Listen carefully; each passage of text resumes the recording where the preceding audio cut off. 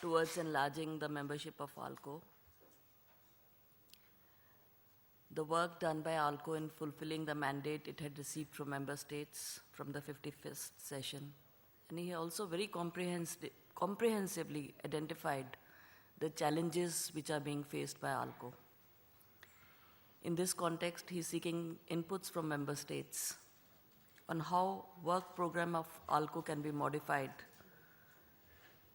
to sustain ALCO's success story, so that its role is meaningful, useful, contributes to the development of international law, and also reflects the interests of member states. He has made a strong plea for rationalization of the agenda of ALCO so that new and more contemporary topics can be introduced in the agenda. So I would now open the floor from comments and suggestions from member states. The floor is open. They've given the notice. Just now, the list. Is there any member state? Okay. I see Malaysia. Malaysia, you have the floor, please.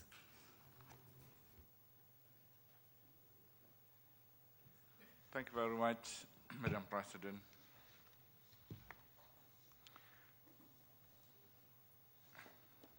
Your Excellencies,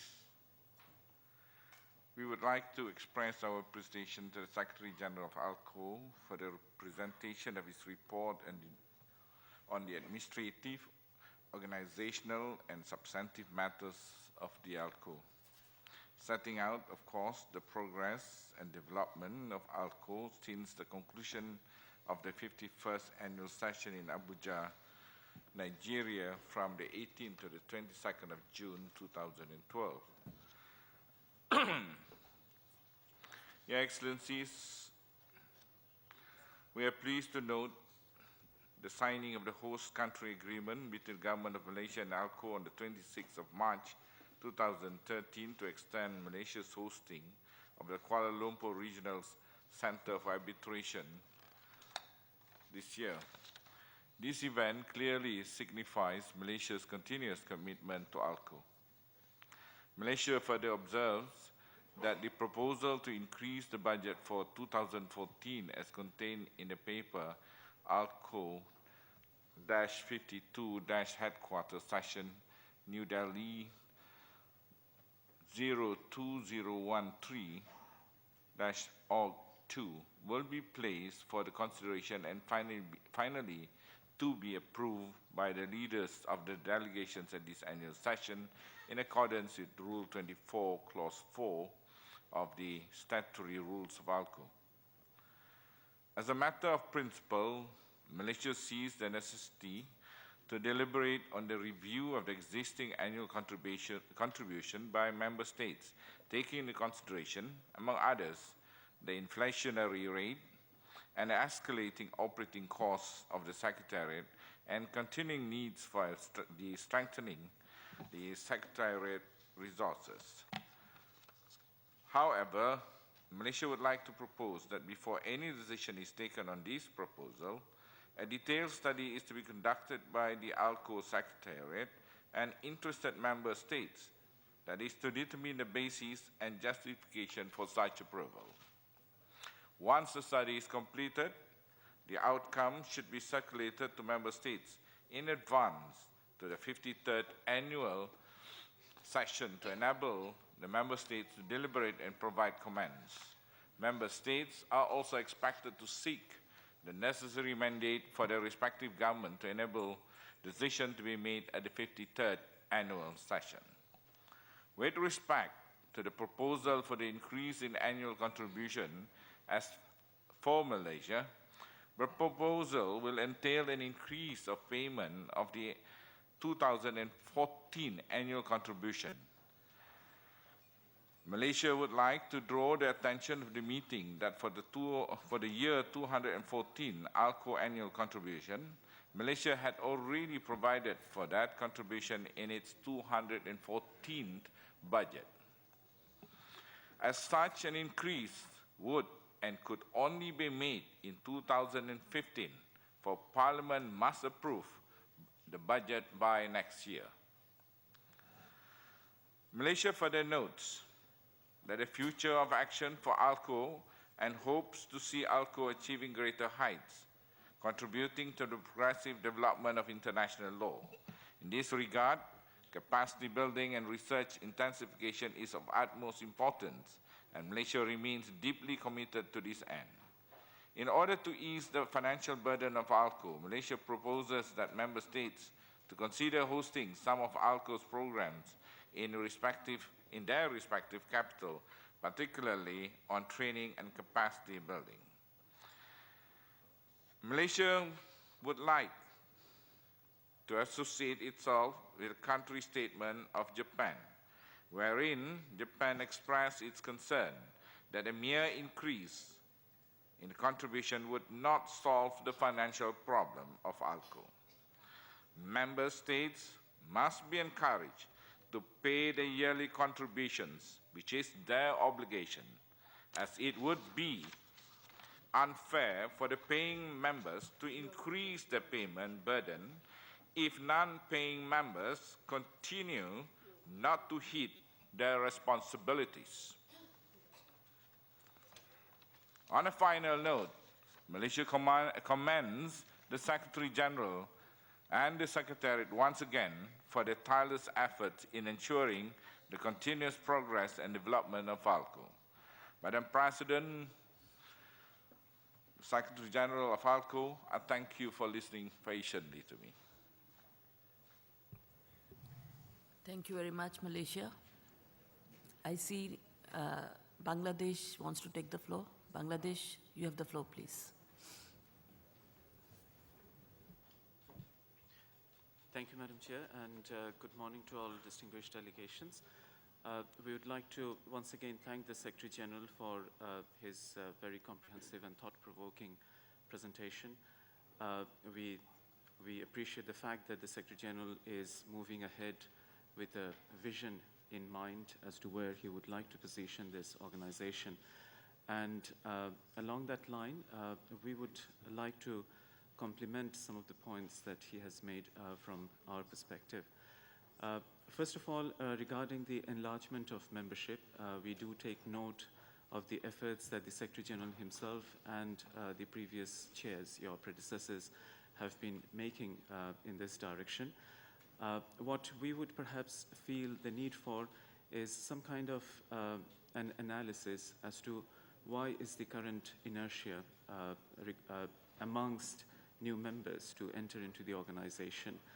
What is their perception about the organization, and why, even though they're showing their interest, they're still hesitant to enlist within the membership. And for actionable item, Madam Chair, we would suggest that perhaps you yourself, along with the Secretary General, could write to all the Ministers of Foreign Affairs of the member states once again and request them to use their good offices to prevail upon their peers, their counterparts from non-member states within Asia and Africa, and invite them or encourage them to join the organization. The second point that we particularly noted in the Secretary General's presentation is regarding the need for having a creative approach to the work of the organization. We perhaps also need to see whether we are stuck in a kind of conservative modus operandi within the organization, which is perhaps undermining its relevance to some extent to the outside world as well. For that, we do not think that we need to really rock the boat or make substantive or major changes, but there are definitely elements that could be introduced within the current work program that could very well enhance the relevance, visibility of the organization. Again, along that line, we thought that some of the new topics that the Secretary General had identified do merit our due consideration. All the 4 topics that he has particularly referred to, e-commerce, cybercrime, alternative dispute resolution, investment law, these hold a lot of relevance for developing countries in Asia and Africa. For a starter, Bangladesh would be quite willing to take the work forward in the domain of cybercrime, for example. We believe that's a shared challenge that we are all experiencing in our individual contexts. The fourth point would be, of course, the organization's work in terms of UN Central and International Law Commission. And in this regard, where countries like Bangladesh particularly values the organization's contributions, due to our obvious shortcomings in terms of representation, we are not always in a position to actively participate in the work of these organizations. And in order to get feedback from these organizations, we depend quite a lot on the inputs that we receive from ALCO. And this is where we see that there is scope for some further value addition. What we are seeing in the reports that there are summaries of the proceedings of the key meetings of these organizations, but perhaps a little bit of extra work in terms of analytical inputs as to what different states, what kind of position they're taking, and in what direction the negotiations, the discussions can move forward. That would definitely hold greater appeal for our policymakers and would substantively add to their contributions. The fifth point, Madam Chair, is the Secretary General was very right that in the resolutions we do entrust certain tasks upon the member states. And it would also perhaps help if the Secretariat could help us with some additional work as to developing some kind of database as follow-up to these resolutions. For instance, how many members have actually ratified the conventions that are under question? What kind of national legislations have been taken? What are the elements that are unique in these different legislations and what can be replicated in other comparable contexts? These are a little bit of extra work, but definitely would hold a lot of value without incurring quite a lot of additional costs to our mind, but would definitely enhance the value of the work. And the last point, Madam Chair, and that's where we would like to include, we were particularly encouraged to hear about the idea of the network of young jurists. Again, coming from Bangladesh, we know there is a vibrant community of young jurists and lawyers who are working in different domains and are very much interested in reaching out to their peers outside. And this kind of network is something that we would like to see going ahead. And again, as a starter, we would suggest that perhaps we could ask all member states to identify one or two persons who could form the basis, the core, and then we could start off a process through a virtual network to initiate a process and then take it forward. With that, Madam Chair, thank you very much once again for some valuable thoughts from the Secretary General. Thank you very much, Bangladesh. Some of your suggestions were very useful, and I'm sure ALCO Secretariat will keep them in mind. But ultimately, you know, everything member states must note comes to resources. Earlier, in number of UN meetings and other meetings of other multilateral fora, ALCO was participating. But now, over the past few years, due to the resource constraints, there has been no participation from ALCO.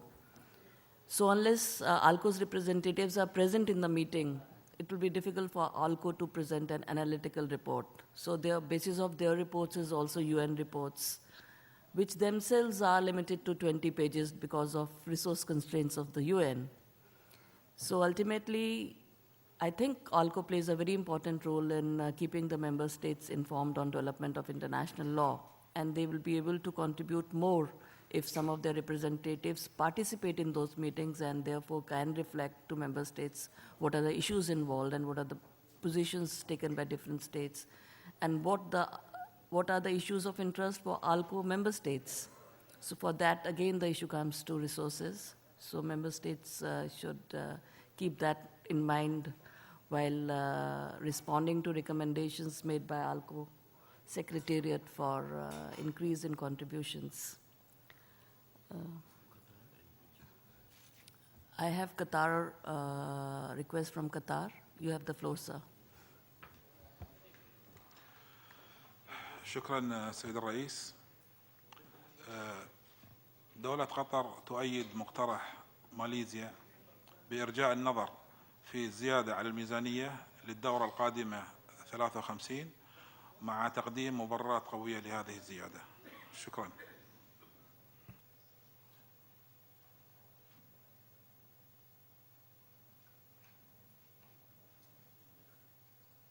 Thank you. I have Egypt